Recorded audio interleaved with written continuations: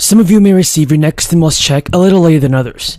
If you are on Social Security, SSI, SSDI, or RRB, then you want to continue watching this fourth stimulus check update because we have a ton of news to go over.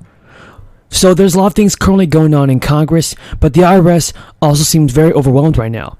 As this year's tax season begins, about 3/4 of Americans will get an annual tax refund from the IRS. According to data, the annual tax refund is often a family's biggest check of the year. Now it's really great that many people will be receiving an extra payment to help during this crisis. Now, taxpayers could see a repeat of last year in processing. That was when about 30 million taxpayers had their tax returns and refunds held up by the IRS. Now I know many of you are worried about when you can expect to receive your refund check, so let's go over what officials are saying about this. Just this week, Treasury Department officials warned that this year's tax season will be a challenge with the IRS starting to process returns. That is largely due to the IRS' large backlog of returns from 2021. As of December 31st, the agency had 6 million unprocessed individual return, which is really ridiculous. However, it is a significant reduction from a backlog of 30 million in May, but still far higher than the 1 million unprocessed returns that is more typical around the start of tax season. Now I know that this new information may make taxpayers nervous about delays in 2022, but don't worry. According to the IRS, most people should get their refunds within 21 days of filing. But some important news to remember, everybody, is that claiming tax credits may delay the delivery of your tax refund check. So the IRS announced that claiming the earned income tax credit of the child tax credit will slow down your tax return due to regulations designed to deter fraud. But this all means that people who claimed those credits and filed their returns on January 24th or close to that date may not receive the refund until early March. There are also a few other issues that could slow down your refund, like errors like math problems or incorrectly stating how much you received from the advance CTC payments.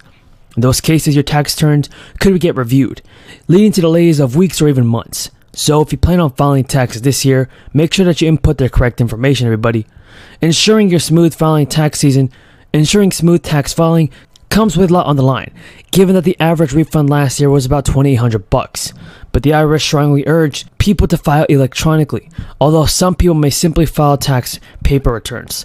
The agency says that taxpayers who file electronically are more likely to have their refunds processed quickly. And I know that most states already delivered their first SNAP benefits of 2022. But the good news is that you can get ready to receive February SNAP payments very soon. States have different ways to transfer the benefits to the recipients. For instance, some states use the EBT credit card, and other states use prepaid debit cards. Each state is responsible for the delivery dates and schedule granted by the SNAP benefits. State officials have said that they distribute SNAP payments according to the last numbers of the identification number for their programs. Each state has different information and deposit schedules. It is crucial for every user to check their specific dates to obtain SNAP benefits. But some awesome news, everybody, is that SNAP benefits increase in 2022 due to the 2022 COLA increase. Well, let me begin by thanking all these utility executives for coming in today. I think this is the beginning of a, God willing, a new era in the generation of electricity and fundamentally clean up the environment. And I can't tell you how much I appreciate your being here. I really mean it. And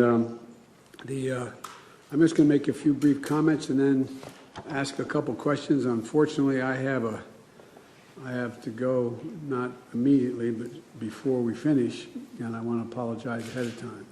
But thank you for being here.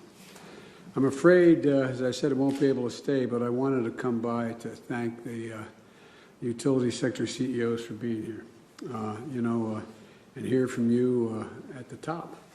You have some of the most important jobs in America right now, keeping electricity systems running and running reliably. I've spent too much time this last year flying in helicopters over areas of scorched earth that because utilities were down, because it was it really is amazing. More territory is burned to the ground on the West Coast than the entire state of New Jersey in terms of square miles. It's just stunning, absolutely stunning. And I want to thank you for what you're doing to help get the word out about clean energy and the component, one of the most significant component of my Build Back Better plan. And thank you for coming to speak on its behalf. It's about building the clean energy future, and we're seeing incredible enthusiasm and support for the effort, not just from you all, but around the country. I mean, there's a real, people are, I guess when things got really bad, it made people realize, my Lord, this is real. This is real, this climate change. And it's about building that future, that clean energy future. And how many major announcements have we seen recently? Ford and GM, for example, building out their electric vehicle production, a total I think, investment of, I think it's almost $18 billion, 11 and 7. And Union Pacific Railroad, I was recently out in Pennsylvania, in Pittsburgh, but to see other parts of what was going on. But the Union Pacific Railroad is buying electric locomotives that are being built in Erie, Pennsylvania. And just yesterday, Tritium announced a new facility in Tennessee that is going to build the electric chargers. They brought in some of them to show us what they're like. And, you know, this legislation that's already been passed. There's 500,000 electric chargers on our highways.